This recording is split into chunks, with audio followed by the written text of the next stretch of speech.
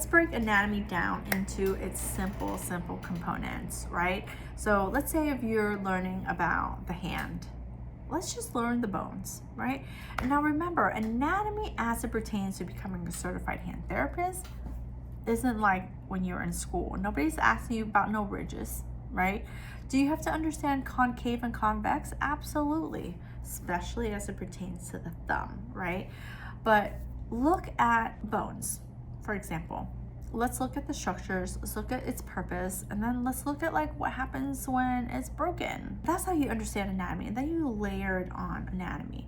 So I love to use my hands because these are our natural cheat sheets, right? And if you work with people with hands, use their hands as anatomy.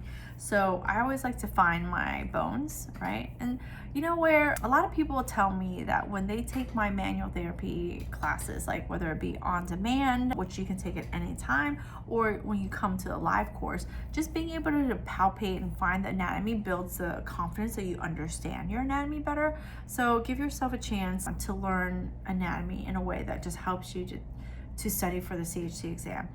So you can palpate, you can find your bones. Like, I'm a big fan of drawing on my own hands. Yes, there's devices and gloves and all sorts of fun things that you could do. And you can spend your time and resources on that as well if you want, but I feel like my hand's right here. And I can keep it simple. I have a pen, I have a marker.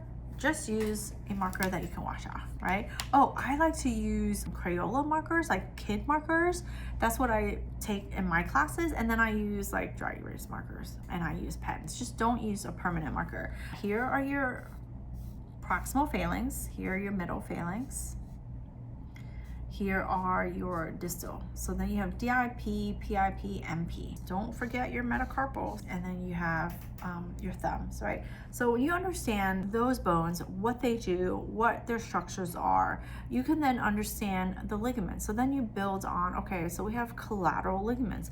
Where are the collateral ligaments? And then you have muscles and tendons. Muscles and tendons give you origin and insertion. So that's how you get started. So simplify it so you're not overwhelmed, and then you move from one section to another section to another section, all right? Make studying for the CHT easier. And it really is around like concepts, understanding these concepts so that you're not just memorizing.